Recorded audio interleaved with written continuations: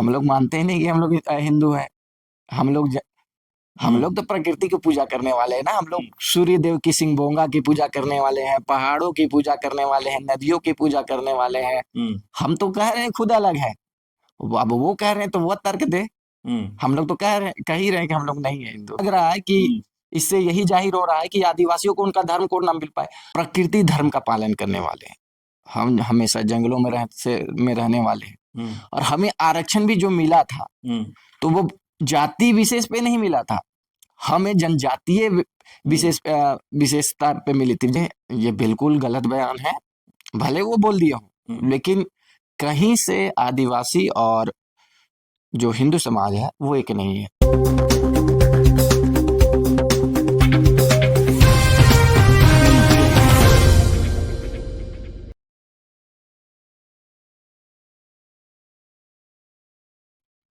नमस्कार, जोहार। आप देख रहे हैं झारखंड स्वतंत्र खबर। जब भी आदिवासी समाज अपने पहचान की मांग करते हैं, जैसे अभी फिर एक बार सरना कोड की मांग आदिवासी समाज शुरू कर दिए हैं और दिल्ली भी जाने वाले हैं। इसी बीच में आरएसएस प्रमुख झारखंड आए और एक बयान दिए कि आदिवासी समाज और हिंदू समाज एक है। तो हमारे साथ बुद्धिजीवी और सामाजिक कार्यकर्ता राकेश बड़ाइक हैं। तो हम इन्हीं से जानते हैं कि जो मोहन भागवत का बयान है और उस समय जब आदिवासी समाज अपने पहचान के लिए दिल्ली जाने वाले हैं सरना कोड की मांग को लेकर के, उस समय इस तरह का बयान आना, उसको कैसे देखते हैं या उनको इनका क्या प्रतिक्रिया है? राकेश जी, जोहार। आपके सभी दर्शकों को मेरा जोहार।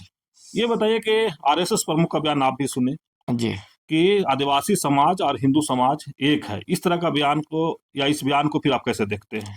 देखिए ये बिल्कुल गलत बयान है, भले वो बोल दिया हो, लेकिन कहीं से आदिवासी और जो हिंदू समाज है वो एक नहीं है।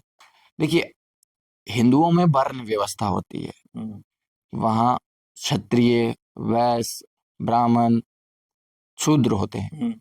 तो अगर हमें आप हिंदू मानते हैं तो हमें आप किस वर्ण में रखते हैं?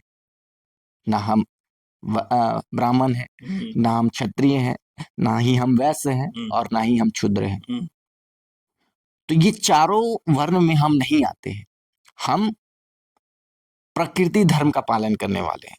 हम हमेशा जंगलों में रहने वाले हैं। और हमें आरक्षण भी जो मिला था तो वो जाति विशेष पे नहीं मिला था, हमें जनजातीय विशेषता पे मिली थी। जनजातीय विशेषताएं मतलब क्या कि हम जो अलग अलग थे, हमारी अलग अपनी रूढ़ी परंपरा थी, हमारी हम जो मेन जो लोग हैं यहाँ के उससे अलग रहते थे, अलगाव थे हम इस क्षेत्र के लोगों से। हम जंगलों में निवास करने वाले थे, हमारी अपनी रूढ़ी अपनी परंपरा थी, हिंदुओं की परंपरा नहीं थी, इस वजह से मिली है। देखिए आदिवासी हिंदू नहीं है उसके लिए मैं एक प्रमाण दे रहा हूं। और ये देखिए हिंदू विवाह अधिनियम 1955 ये किस पे लागू होता है?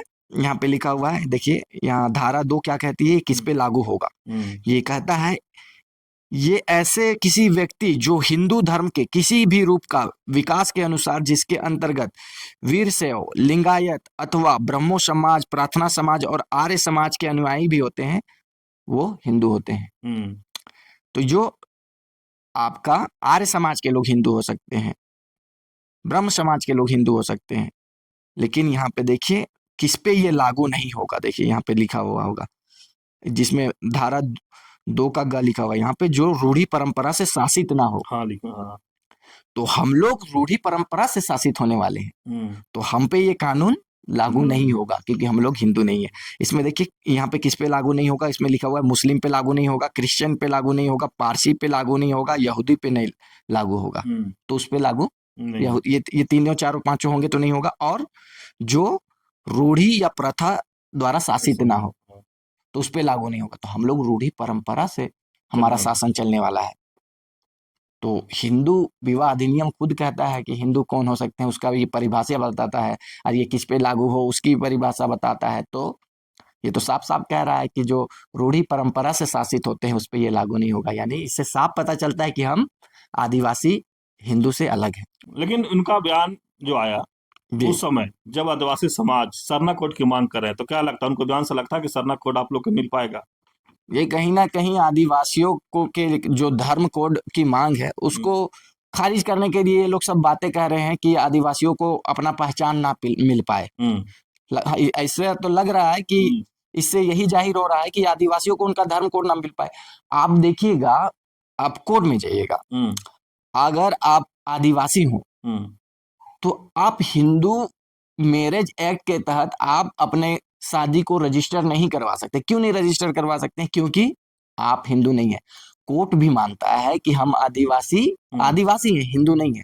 अगर हम हिंदू होते तो हमारे अगर शादी हुई रहती तो हिंदू मैरिज एक्ट के तहत हमारा रजिस्ट्रेशन होना चाहिए था मैरिज, लेकिन वो नहीं होता है। क्यों नहीं होता है?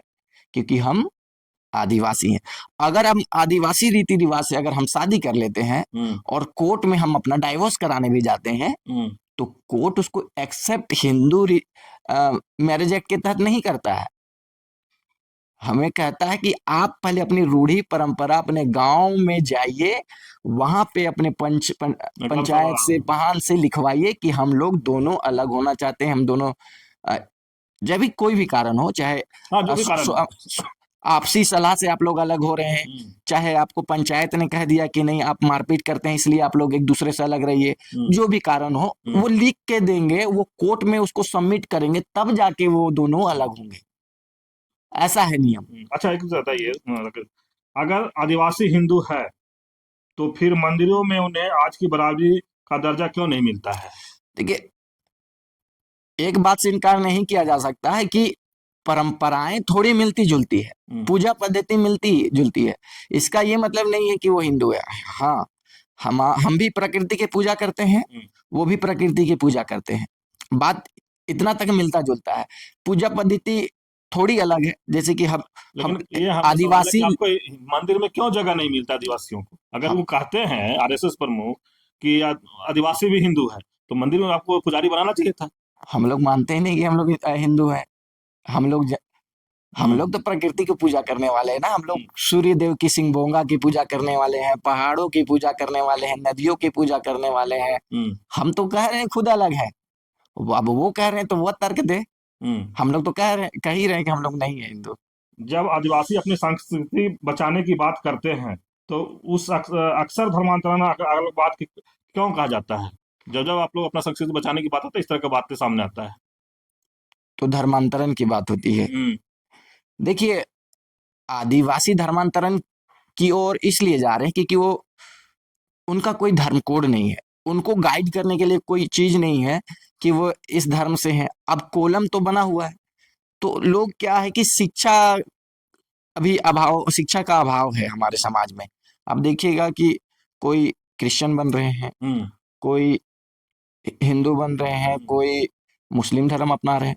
तो हम लोगों का अपना जो अगर कोड मिल जाएगा, आदिवासी धर्म कोड, जिसमें उसमें हम लोगों को पता रहेगा कि हाँ हमारा ये धर्म है, हमको इस तरह का पालन करना है।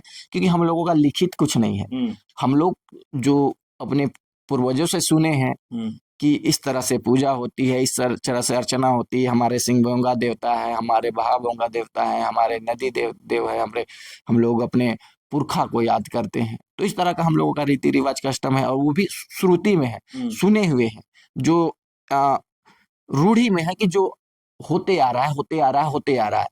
कहीं पे तो लिखित हम लोग का नहीं है। तो जिसके कारण लोग बहुत कुछ है कि अभी जो धर्मांतरण का कारण मुख्य रीजन है कि बहुत जगह होता है कि बहुत कोई लालच में भी आ जाते हैं, बहुत कोई सुविधा देख के भी चले जाते हैं, बहुत कोई होता है कि शिक्षा का, जैसे कि कोई लोग दे दिया शिक्षा, जैसे कि क्रिश्चियनिटी आई तो उन्होंने उनको बोला कि आप आइएगा तो यहाँ शिक्षा मिलेगा, आपको स्वास्थ्य बढ़िया स्वास्थ्य मिलेगा, तो लोग चले गए। लेकिन अब हमारे लोग जागरूक हो रहे हैं कि नहीं, हमारा धर्म जो है वो प्रकृति धर्म है, हम प्रकृति को ही मानेंगे। और सरना भी प्रकृति धर्म को ही कहता है, बस धर्म का नाम हो गया है सरना। तो कोई नाम होना चाहिए, इसको लेके अभी लोगों में असमंजस है कि कौन क्या नाम है। लेकिन मैं भी कहता हूँ कि सरना धर्म कोड हम लोगों को मिलना चाहिए, आदिवासियों को, संपूर्ण आदिवासियों को मिलना चाहिए। और इसको लिए समस्त जो आदिवासी समाज के लोग हैं, भारत के आदिवासी समाज को एक धर्म पे, आदिवासी धर्म के लिए आना चाहिए इसके साथ, और सरना धर्म कोड को लागू करने के लिए सहमति केंद्र सरकार को भी देनी चाहिए। राकेश जी, आदिवासी समाज में ही कुछ लोग हैं जो बोलते हैं आरएसएस प्रमुख के बयान को समर्थन करते हैं, कुछ लोग ऐसे भी कहते हैं कि हम कट्टर आदिवासी हिंदू हैं, तो उस पर आपका क्या कहेंगे?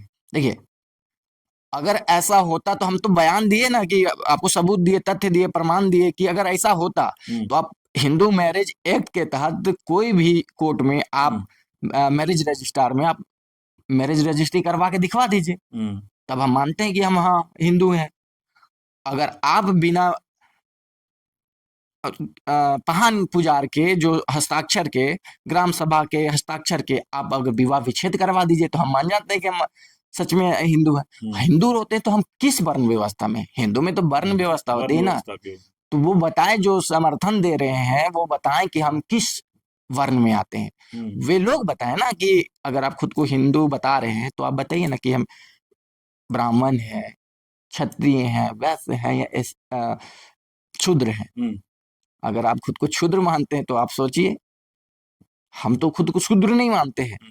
हम हाँ भाई आदिवासी आप हैं, हाँ, आप हमको किस वर्ण में रखते हैं, ये बात पता पहले तो आप प्रमाण कीजिए। कहीं पे नहीं लिखा हुआ आदिवासी हमेशा अलग रहा था। अब महाभारत काल में देखिए, चाहे ये देखिए, समय हमेशा उन्हें अलग बताया गया है। वो लोगों को हिंदू हैं ये नहीं बताया, वो लोग अपना हमेशा आदिवासी जंगल में रहे, इसीलिए कहा जाता है कि उनको जंगली कह सकते हैं, वनवासी नहीं। वनवासी जो वन में, कोई आप हैं घर में, आप प्रस्थान कर गए वन में, तो आप कुछ दिन के लिए गए हैं वहां वन में, तो आप वनवासी हो गए। इसलिए हम लोग वनवासी नहीं हैं, हम लोग आदिवासी हैं, मतलब आदिकाल से रहने वाले। जो लोग अभी जाके मतलब वन में चले गए और बस गए तो वो वनवासी हुए। हम लोग आदिवासी हैं, आदिकाल से रहने वाले इस पृथ्वी में हम आदिवासी हैं।